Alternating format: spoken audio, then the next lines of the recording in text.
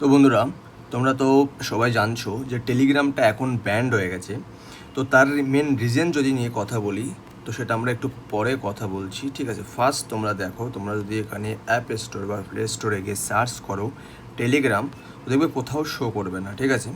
এর এর যে মেন রিজন সেটা যদি কথা বলি, তো সেটা হচ্ছে, তো গুড মর্নিং বন্ধুরা, কেমন আছো তোমরা সবাই? আশা করছি সবাই ভালো আছো।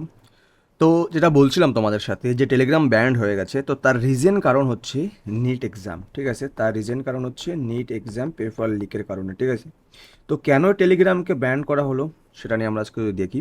দেখো, টেলিগ্রাম একটা সিঙ্গেল এমন অ্যাক্ট যেটা গভর্নমেন্ট একমাত্র শাটডাউন করেছে শুধুমাত্র, ঠিক আছে, for the national public exam প্যানিকের জন্য এবং এনাবেল ডিজিটাল স্ক্যামার যারা আছে তাদের জন্য। কারণ তোমরা সবাই জানো যে টেলিগ্রামে একমাত্র পিডিএফ বলো, কোর্স সেল বলো, কোশ্চেন পেপার সেল বলো, এগুলো সব একমাত্র টেলিগ্রামে হয়ে থাকে, ঠিক আছে?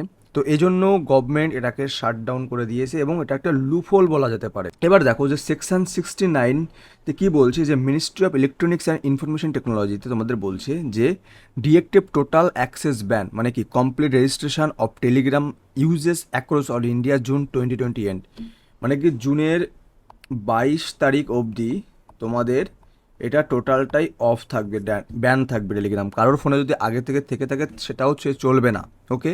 এবং ডিরেক্টিভ টু কি বলছে, যে টার্গেটেড ফিচার ব্যান, যেমন কি হতে পারে, যে strict disabling Telegram edit function until the June 30।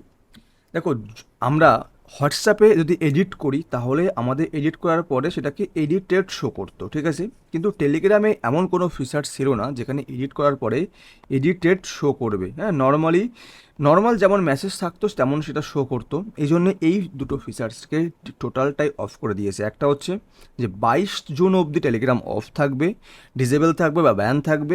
Second হচ্ছে যে ফাংশন 30 জুন অবধি, এই এডিট ফাংশন 30 জুন অবধি টোটালটাই ব্যান থাকবে, ওকে? এবার দেখো, যা ইভেন্ট নিট রি এক্সামিনেশন কোথায়, যে high stake national medical entrance test schedule for the date কবে, 21 জুন হচ্ছে আমাদের নিটের এক্সাম রয়েছে। এই জন্যে এই টোটাল সিস্টেম বা ফাংশামেন্টালটা টোটালটাই অফ করে দেওয়া হয়েছে, যেখানে তারা কোশ্চেনটা যেন সেল করতে না পারে, পিডিএফ যারা যেন না দিতে পারে, ওকে?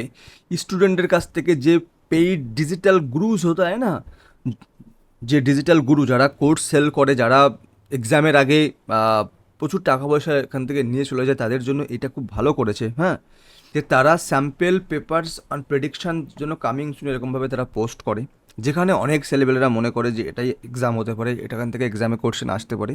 এইসব কারণে না বিশাল একটা ভূমিকা পালন করে টেলিগ্রাম।